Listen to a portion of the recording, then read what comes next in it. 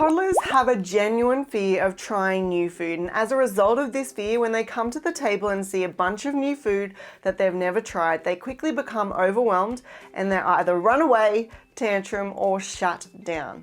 But if you were to serve food you know your toddler likes alongside the new or non-preferred food, your toddler will be willing to sit at the table and start eating their preferred food while exploring the non-preferred food. Not only does this one simple step avoid a meltdown and save the whole dinner, it also ensures that you don't have to make an entirely separate meal for your toddler, which is really an easy trap to fall into, but one you'll want to avoid because it actually reinforces that they don't need to eat what you provide.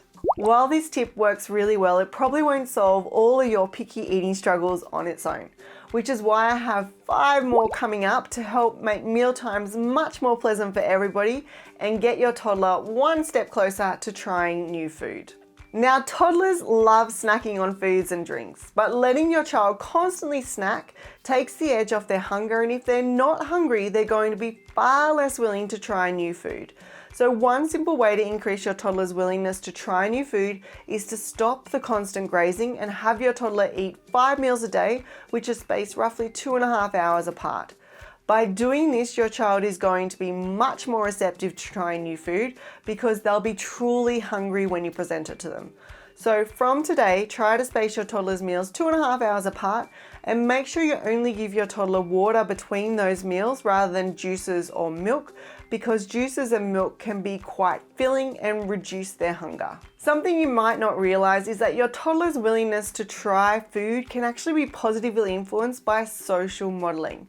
But simply being present while your toddler eats or eating at the same time as them but eating different food to them will actually not encourage them to branch out and try new food. You need to be eating with them and eating the same food as your toddler. This was illustrated in a study completed by Adesi and her team in 2005, where they looked at the behaviour of children who were between 2 to 5 years of age when they were introduced novel food. So in this study, the children were introduced the novel food in 3 different situations. In the first situation, there was an adult present, but they didn't actually eat any food.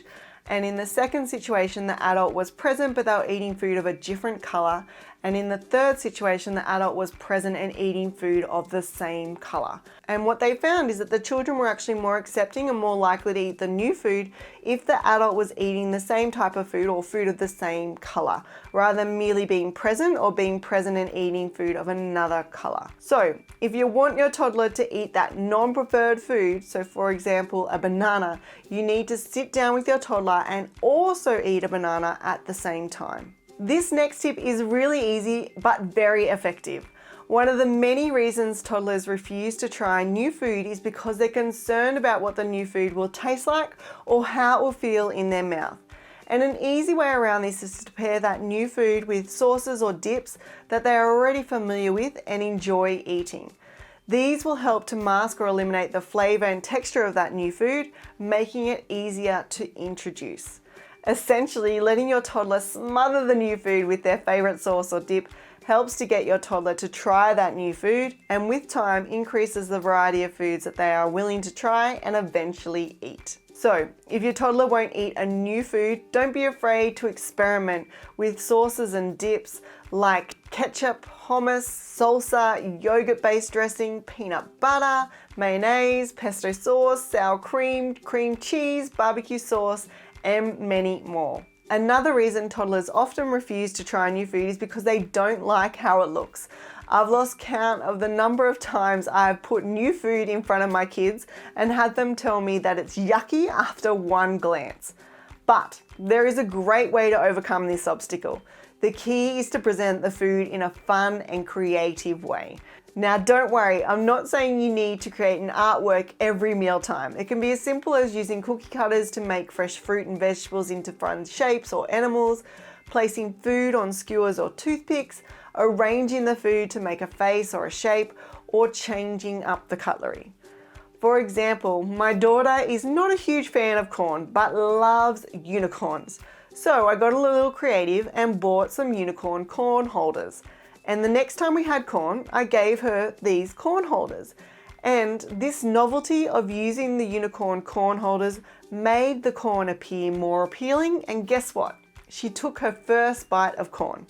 Now she happily eats corn with or without her special unicorn holders. So don't be afraid to be a little creative during meal times, and if you want some ideas on tools that can help you achieve this, then make sure you click my Mealtime Essentials list by clicking the link in the description box below. Something really important I want to mention to you at this point is don't give up. The key to overcoming picky eating is lots of patience, but most importantly, continuing to expose your toddler to the new food multiple times.